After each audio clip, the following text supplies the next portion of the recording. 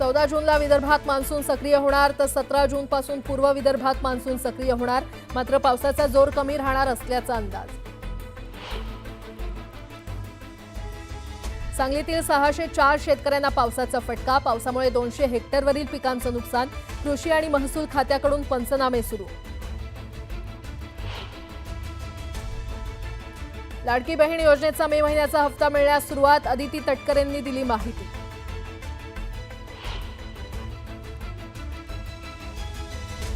राज्य गणवेश योजनेसाठी एकूण 42 लाख पात्र लाभार्थी। लाभार्थ्यांसाठी 2 गणवेश संचासाठी 600 रुपयांप्रमाणे 181 कोटींचा निधी सरकारकडून मंजूर। नागपूर महापालिकेत मोठे बदल। 5 कार्यकारी अभियंत्यांसह 3 उपअभियंता आणि 12 कनिष्ठ अभियंत्यांच्या बदल्या।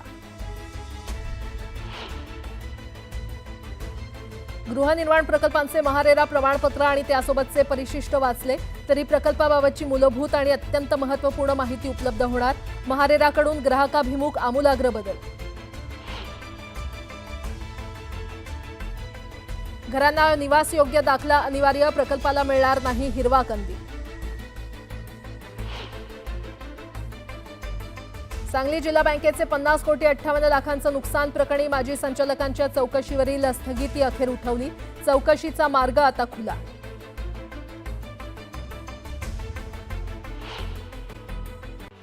राष्ट्रीय स्वयंसेवक संघाचा द्वितीय कार्यकर्ता विकास वर्गाचा समारोप सोहळा नागपूरच्या रेशीम बागेत पार पडला। यावेळी सरसंघचालक मोहन भागवत यांनी स्वयंसेवकांना संबोधित केलं। यावेळी पहलगाम हल्ला आणि ऑपरेशन सिंदूरवर त्यांनी भाष्य केलं।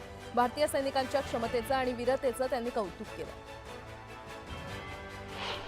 सदाभाऊ खोत आणि रविकांत तुपकर अनेक वर्षांनी एकत्र आले। सदाभाऊ खोत यांना स्वाभिमानी शेतकरी संघटनेमधून काढून टाकल्यानंतर आज पहिल्यांदाच 8 वर्षांनी दोघांची भेट झाली। ठाकरे बंधूंनी एकत्र यावं अशी मागणी करत नाशिकमध्ये मनसेचे आणि उबाठाचे शिवसैनिक एकत्र आले। मनसेच्या नाशिकमधील कार्यालयात सत्यनारायणाची पूजा आयोजित करण्यात आली होती आणि यावेळी उबाठाच्या कार्यकर्त्यांनी दोन्ही ठाकरे बंधूंचा एकत्र फोटो असलेली प्रतिमा मनसैनिकांना भेट दिली। ज्यांना ज्यांना महाराष्ट्र हितासाठी एकत्र येऊन भाजपचं आक्रमण थांबवायचं आहे त्यांनी एकत्र यावं असं आवाहन संजय राऊत यांनी केलं। राज ठाकरेंनी मुंबईच्या हितासाठी आणि मराठी माणसाचं हित जपणाऱ्या इतर पक्षांनीही एकत्र आलं पाहिजे, नाहीतर मुंबई आपल्या हातात राहणार नाही असं संजय राऊत म्हटलं।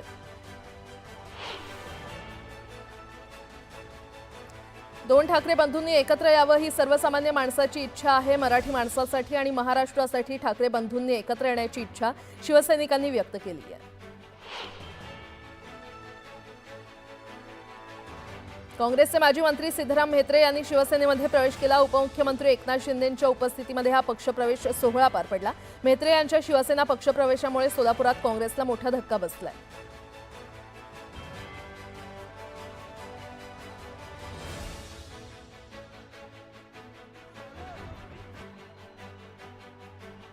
आपली प्रतीक्षा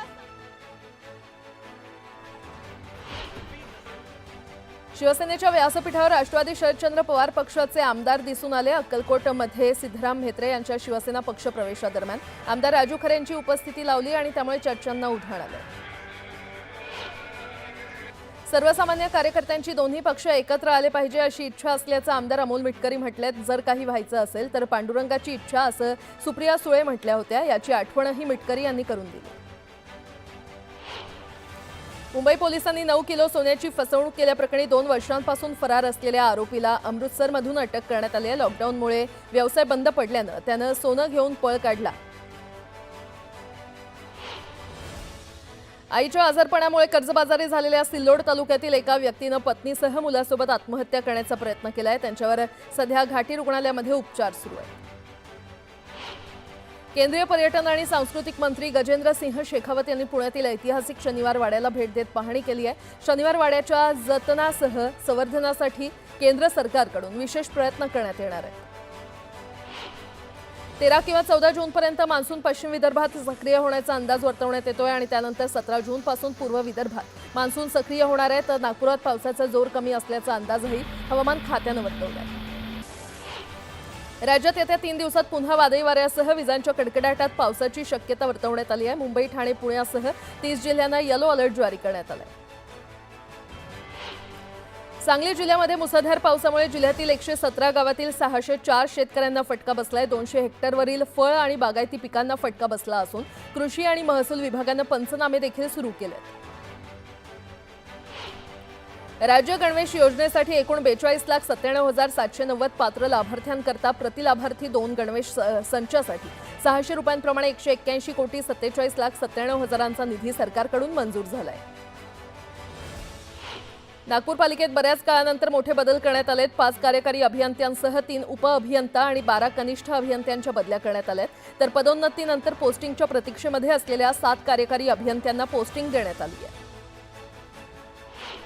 यापुढे गृहनिर्माण प्रकल्पांचे महारेरा प्रमाणपत्र त्यासोबतच परिशिष्ट वाचलं तरी प्रकल्पाबाबतची मूलभूत आणि अत्यंत महत्त्वपूर्ण माहिती उपलब्ध होणार आहे। महारेरानं नवीन गृहनिर्माण प्रकल्पांना द्यायच्या नोंदणी प्रमाणपत्रात ग्राहकांना प्रकल्पाबाबतची कुठली प्राथमिक माहिती अत्यावश्यक असते हे लक्षात घेऊन ग्राहकाभिमुख आमूलाग्र बदल केलेले आहेत। सामान्यांसाठी घराचा साठा वाढवण्यासाठी उपयुक्त ठरलेल्या सर्वसमावेशक गृहनिर्माण योजनेअंतर्गत 20% घरांना आता निवासयोग्य दाखला अनिवार्य आहे। जोपर्यंत दाखला मिळणार नाही तोपर्यंत प्रकल्पाला हिरवा कंदील मिळणं यापुढे कठीण होणार आहे। बस प्रवासासह स्थानकांवर चोरीसह महिलांची आणि मुलींची छेडछाड करण्याचं प्रमाण आता वाढल्यानं अशा टवाळखोरांवर पुणे पोलिसांची करडी नजर असणार आहे। यासाठी पोलीस गस्त घालणार असून पुणे पोलिसांकडून वरिष्ठ अधिकाऱ्यांसह 26 जणांची नेमणूक करण्यात आली आहे। आषाढी वारीच्या पार्श्वभूमीवर राज्याचे ग्रामविकास मंत्री जयकुमार गोरे हे पालखी मार्ग आणि तळाची पाहणी करणार आहेत। याची सुरुवात दुपारी पंढरपूर इथून होणार आहे तर संध्याकाळी 6:30च्या सुमारास नीरा दत्ता घाट इथे ही पाहणी संपेल। सुमारे 140 किलोमीटर अंतराचा हा दौरा असणार आहे। महाराष्ट्र राज्य मार्ग परिवहन महामंडळाच्या पुणे विभागानं तयारी केली असून वाढत्या प्रवाशांची संख्या लक्षात घेता पुण्यातून 700 बस पंढरपूरसाठी सोडण्याचं नियोजन करण्यात आलंय अशी माहिती एसटी प्रशासनाकडून देण्यात आली आहे। पुणे विभागातील 14 आगारातून पंढरपूरसाठी एसटी गाड्या सोडण्याचं नियोजन करण्यात येतंय। यामध्ये 350 बस या पुणे विभागाच्या आहेत तर इतर 350 बस या मुंबई, प्रदेश आणि विदर्भातून मागवण्यात आल्या आहेत। लाल कांद्याला सोलापूर बाजारात कमीत कमी 100 तर सरासरी 1000 रुपयांचा प्रति क्विंटल दर मिळाला। उन्हाळ कांद्याला सर्वाधिक अवकेच्या अहिल्यानगर बाजारात कमीत कमी 200 ते सरासरी 1100 रुपयांचा दर मिळाला।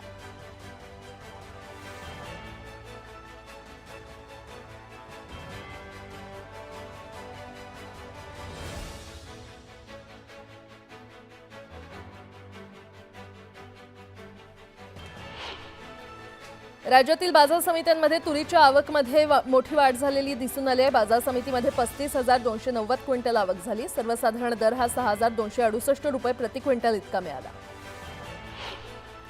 राज्यातील बाजार समित्यांमध्ये गव्हाच्या आवकेत वाढ झाली असून दर काही ठिकाणी स्थिर तर काही ठिकाणी किरकोळ चढ उतारात दिसून आले। बाजारात 19,159 क्विंटल गव्हाची आवक झाली तर 2,794 रुपये प्रति क्विंटल दर मिळाला। सांगली जिल्हा बँकेचे 50,58,00,000चं नुकसान झाल्याप्रकरणी माजी संचालकांच्या सुरू असलेल्या चौकशीवरील स्थगिती अखेर उठवण्यात आली आहे आणि त्यामुळे या चौकशीचा मार्ग आता खुला झालाय। लाडकी बहीण योजनेचा मे महिन्याचा हप्ता मिळण्यास सुरुवात झालेली आहे। अदिती तटकरे याबाबत त्यांनी माहिती दिली आहे। योजनेच्या सर्व पात्र लाभार्थ्यांच्या आधार लिंक बँक खात्यामध्ये हा सन्मान निधी जमा होणार आहे। आणि आता एक मोठी बातमी, हिंदवी स्वराज्याचे संस्थापक छत्रपती शिवाजी महाराज यांचा 352वा राज्याभिषेक दिन सोहळा तारखेनुसार आज किल्ले रायगडावर भव्य उत्साहात पार पडणार आहे। या ऐतिहासिक क्षणाचे साक्षीदार होण्यासाठी कानाकोपऱ्यातून शिवप्रेमींनी रायगडावर काल रात्रीपासूनच जमायला सुरुवात केलेली आहे। या सोहळ्यासाठी संभाजीराजे छत्रपती यांच्या उपस्थितीत नगारखाना इथे ध्वजारोहण होणार आहे आणि त्यानंतर सकाळी 9:15 वाजता छत्रपती शिवाजी महाराजांच्या राजसदरेवरील सिंहासनारूढ पुतळ्याला सुवर्ण नाण्यांचा अभिषेक होईल। तर आज कोणतीही वाहतूक कोंडी किंवा अडथळा निर्माण होऊ नये यासाठी रायगड जिल्हाधिकारी डॉक्टर किशन जावळे यांनी महत्त्वपूर्ण आदेश जारी केलेत। त्यानुसार रायगड जिल्ह्यात रात्री 10 वाजेपर्यंत काही प्रमुख मार्गांवर अवजड वाहनांच्या वाहतुकीवर बंदी घालण्यात आलेली आहे।